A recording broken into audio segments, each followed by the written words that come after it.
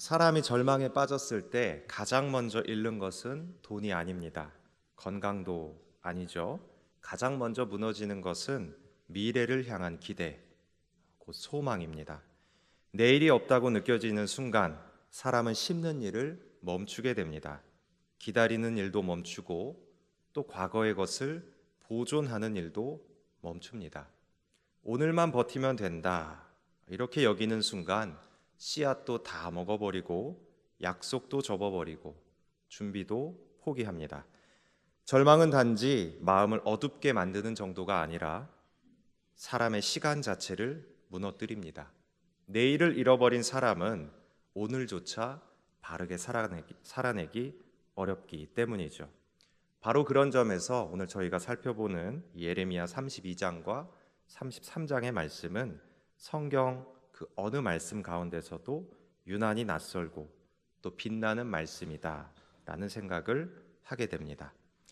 예루살렘은 바벨론 군대에 포위되어 있습니다. 나라의 마지막이 눈앞까지 밀려왔습니다.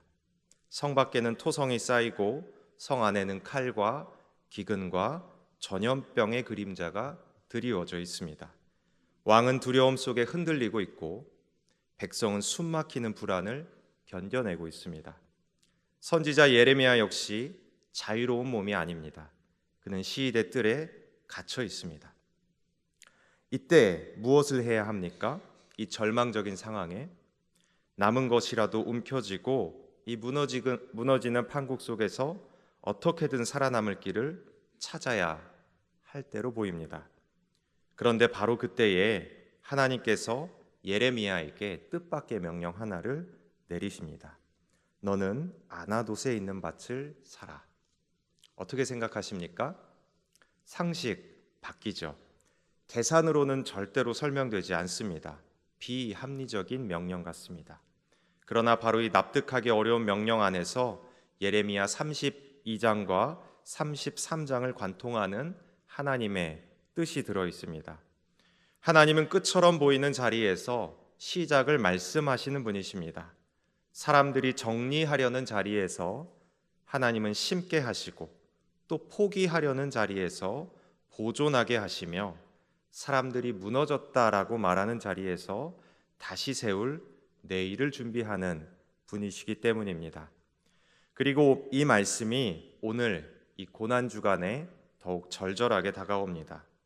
고난주간은 모든 문제가 다 해결된 뒤에 부르는 승리의 노래가 아닙니다. 아직 어둠이 남아있는 시간입니다. 십자가 앞에 놓여있는 시간이죠. 종려나무 가지를 흔들던 환호 뒤에 배신이 있었고 침묵이 있었고 채찍이 있었으며 골고다의 언덕이 기다리고 있습니다. 그러나 하나님께서는 바로 이 어둠의 길 위에서 구원을 이루시는 분이십니다. 사람은 거기서 끝을 보지만 하나님께서는 새로운 언약의 문을 여시고 계십니다. 예레미야 32장과 33장도 바로 그렇습니다. 가장 어두운 때에 가장 큰 소망이 주어지는 것입니다. 오늘 이 말씀을 통해서 하나님의 은혜 세 가지를 함께 나누고자 합니다. 첫째로, 하나님은 포위된 현실을 외면하지 않으시고 바로 그 한복판에서 말씀하시는 분이십니다. 예레미야가 밭을 산 자리는 평온한 자리가 아닙니다. 또한 그때는 부드러운 오후도 평화로운 오후도 아닌 때죠. 전쟁의 그림자가 성을 덮고 절망의 공기가 골목마다 배어 있습니다. 예레미야 33장 1절을 보면 이 현실을 다시금 또렷하게 확인시켜 줍니다.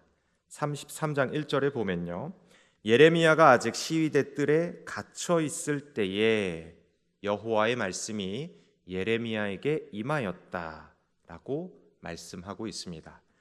이 한 문장이 얼마나 중요합니까?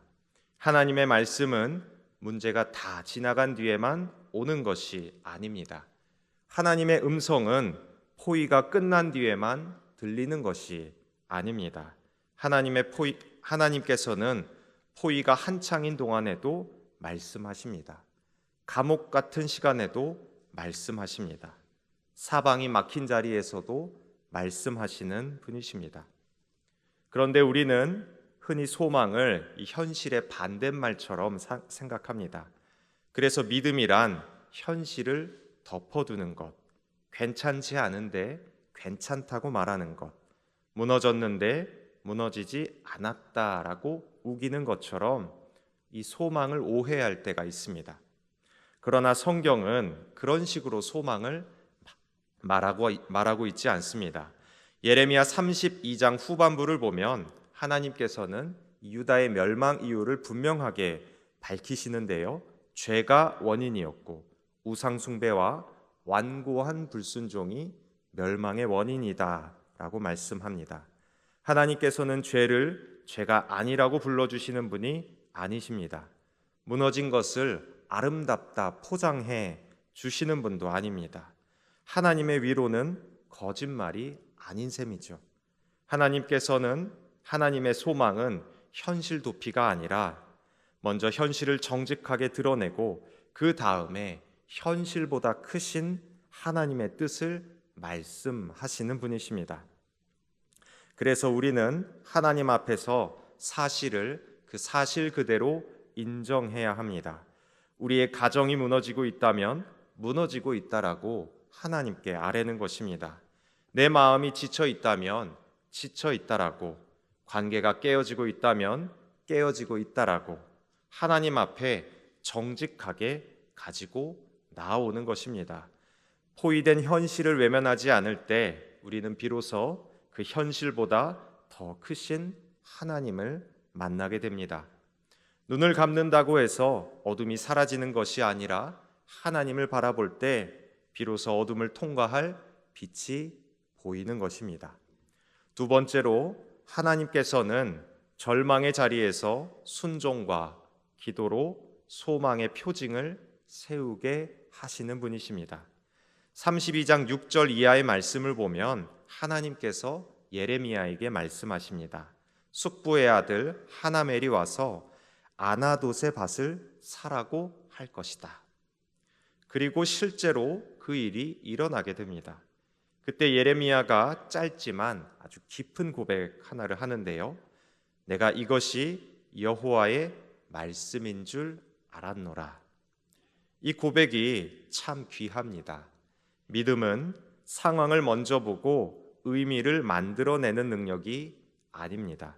믿음이란 하나님의 말씀을 먼저 듣고 그 말씀 아래에서 현실을 다시 읽어내려가는 것입니다. 상황이 말씀을 해석하는 것이 아니라 말씀이 상황을 해석하게 만드는 것, 그것이 믿음입니다. 본문을 자세히 보면 예레미야의 순종은 놀라울 만큼 구체적입니다. 예레미야는 은을 달아 값을 치릅니다. 문서를 쓰고요, 봉인합니다. 또 증인을 세우고 바룩이라는 사람에게 그것을 맡깁니다. 그리고 그 문서를 토기에 넣어 보존하게 합니다. 성경이 왜 이 장면을 이토록 세밀하게 기록하는 것일까요? 하나님이 주시는 소망이 막연한 감정이 아니기 때문입니다. 소망은 눈물겨운 위안 한마디로 끝나는 것이 아닙니다. 하나님의 약속은 역사 속에서 흔적을 남깁니다. 또한 공동체 앞에서 확인되는 것입니다. 다음 세대가 꺼내어 볼 수 있도록 보존되는 것입니다. 그래서 믿음은 막연한 낙관이 아니라 약속을 따라 오늘의 행동을 하나하나 바꾸어 나가는 일입니다. 예레미야는 지금 당장 그 밭을 누릴 수가 없습니다. 그 밭에 씨를 뿌릴 수도 없고 수확의 기쁨을 맛볼 수도 없습니다. 어쩌면 그의 눈으로 그 회복을 다 보지 못할 수도 있습니다. 그런데도 예레미야는 밭을 사고 문서를 보존하고 있습니다. 왜 그렇게 했습니까? 눈앞의 포위보다 하나님의 약속이 더 오래가는 것임을, 영원한 것임을 믿었기 때문입니다. 오늘의 무너짐보다 하나님의 내일이 더 멀리 간다라는 것을 알았기 때문입니다. 세상은 지금 다 끝났다라고 말하지만 하나님께서는 아직 끝나지 않았다라고 말씀하셨고 이를 믿었기 때문입니다. 그리고 예레미야 32장은 순종으로 끝나지 않습니다. 예레미야는 밭을 산 뒤 하나님께 기도합니다.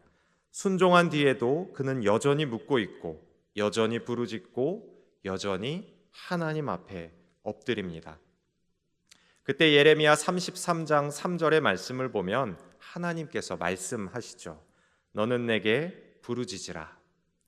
내가 너에게 응답하겠고 내가 알지 못하는 크고 은밀한 일을 너에게 보이리라. 이 말씀 역시 포위가 끝나고 모든 문제가 다 해결된 뒤에 주어진 것이 아닙니다.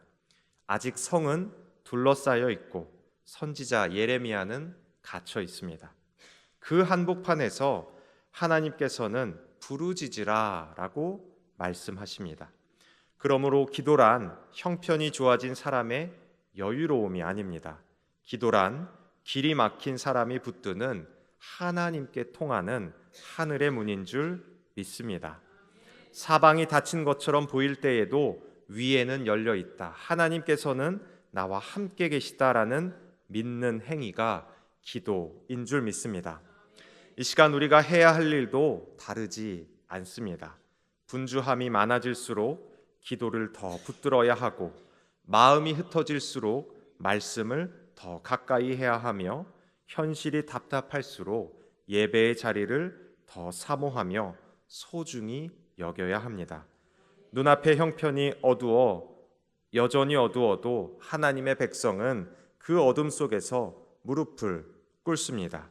그리고 바로 그 자리에서 순종을 계속해서 이어나가는 것이죠. 이러한 순종의 행위가 저와 여러분의 삶 안에 가득 넘칠 수 있기를 소망합니다. 셋째로 하나님께서는 심판 너머에서 회복을 준비하시고 그 회복을 의로운 가지이신 그리스도 예수 안에서 완성시키시는 분이십니다. 예레미야 32장 15절에서 하나님께서는 선언하고 계십니다. 사람들이 이 땅에서 다시 집과 밭과 포도원을 사게 되리라. 이 말씀은 한 줄의 말씀이지만 폐허 위에 놓인 소망의 말씀입니다. 심판이 하나님의 마지막 말씀이 아니다라는 뜻입니다.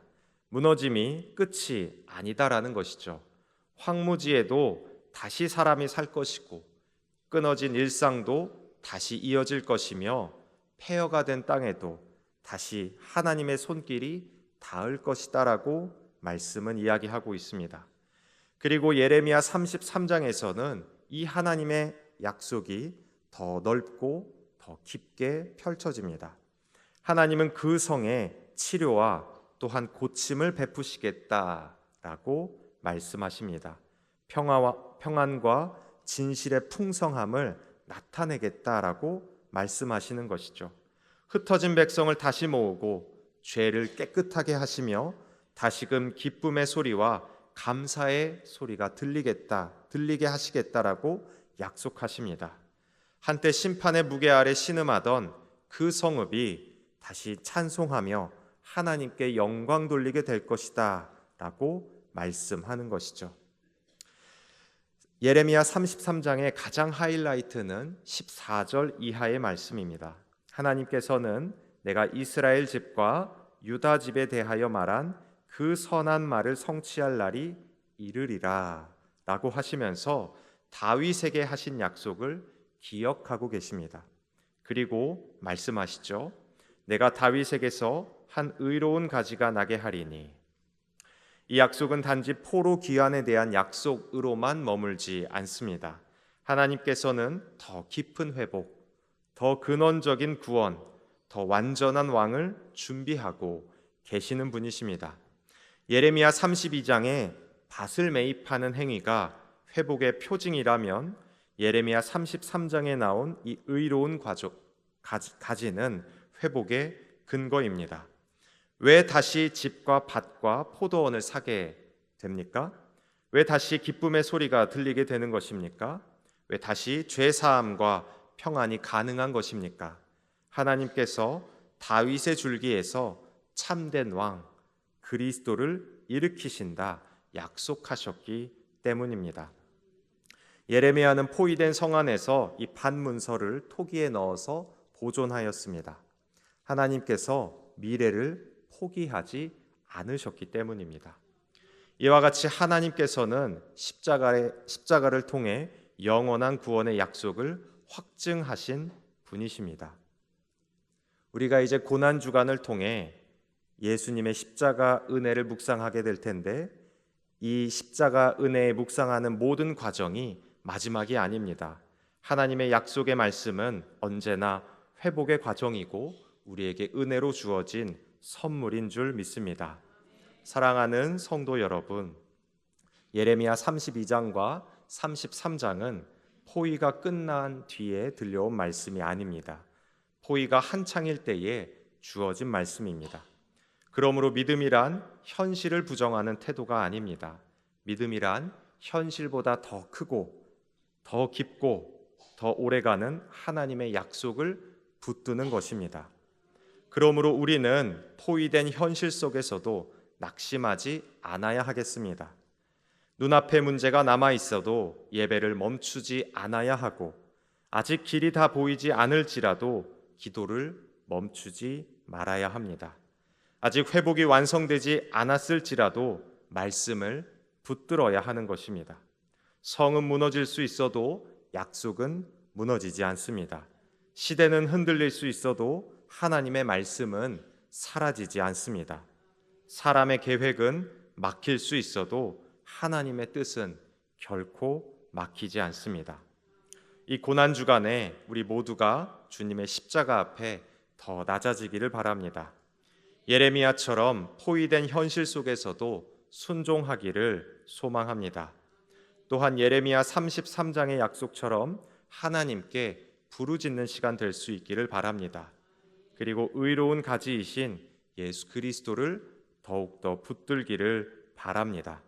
세상이 끝이라고 말하는 자리에서도 하나님께서는 아직 끝나지 않았다라고 말씀하십니다. 사람들이 폐허라고 부르는 자리에서 하나님은 다시 밭을 사게 하시는 분이십니다.